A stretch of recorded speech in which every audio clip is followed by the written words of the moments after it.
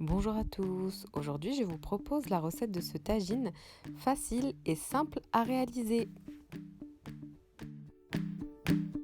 Pour ce tagine, j'aurai besoin de tous les ingrédients présents à l'écran. Ne vous inquiétez pas, je vous ai remis un petit récap juste après et comme d'habitude, vous pourrez retrouver ce récap en barre d'infos.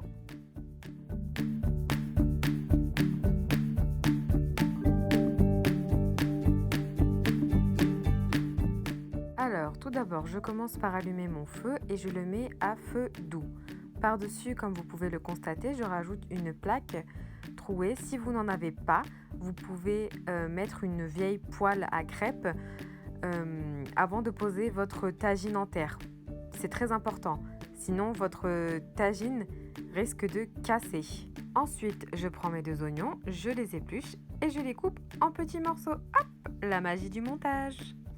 Une fois mes oignons coupés en petits morceaux, je peux enfin les mettre dans le tagine.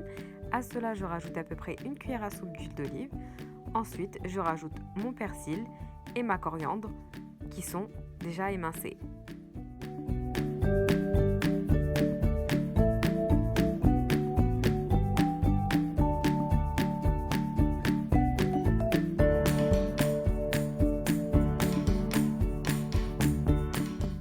Je remue mes oignons jusqu'à que mes oignons commencent à caraméliser.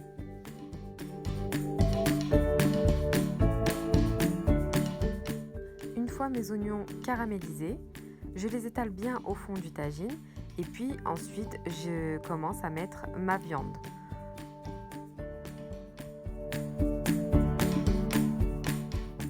Une fois ma viande déposée dans le tagine, je mets mes épices une par une bien uniformément sur chaque morceau de viande. Une fois que j'ai terminé de mettre toutes mes épices, j'ai rajouté également une cuillère à café de tomates concentrées. J'ai laissé à peu près 5 minutes, puis ensuite j'ai retourné ma viande.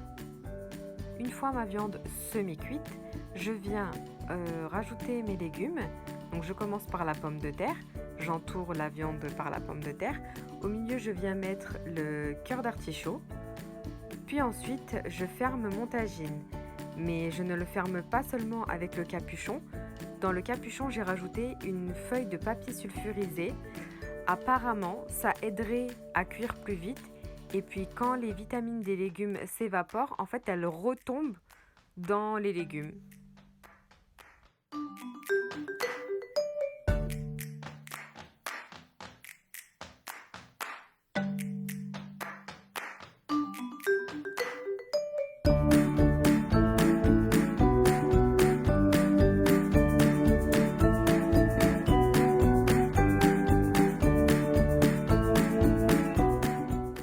Que les pommes de terre et que les cœurs d'artichaut sont à mi-cuisson, je viens rajouter mes haricots verts tout en haut en dernier en décoration. Et comme vous avez pu le constater dans cette partie de la vidéo, vous avez vu qu'il y avait le papier sulfurisé.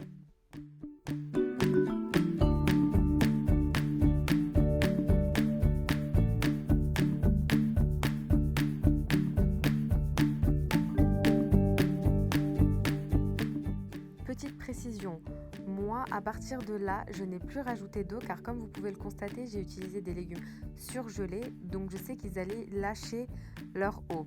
Après c'est à vous de continuer à surveiller le niveau de la sauce.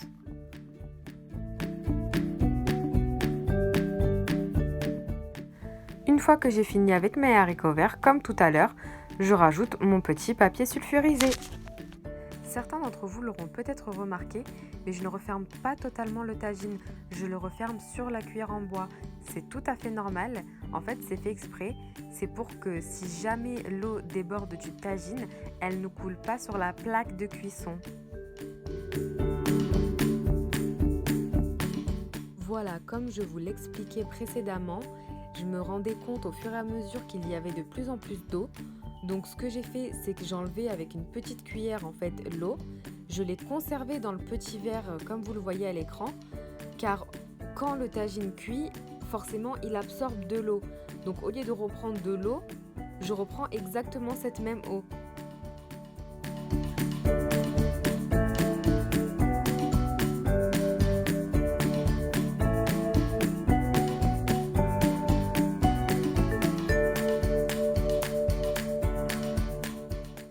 voilà, c'est exactement ce que je vous disais. À la fin de la cuisson, je me suis rendu compte qu'il ne restait plus beaucoup de sauce. Donc ce que j'ai fait, c'est que j'ai repris la sauce de tout à l'heure et je l'ai versée par en haut.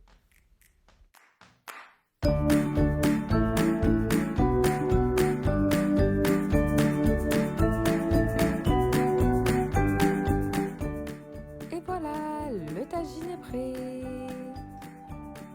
Vous pouvez accompagner ce tagine avec une petite salade de crudités, comme je l'ai fait. Comme d'habitude, n'hésitez pas à me dire ce que vous en avez pensé en commentaire. Si vous l'avez fait également, n'hésitez pas à me dire en commentaire. Je vous fais plein de gros bisous et vous dis à bientôt dans une nouvelle vidéo.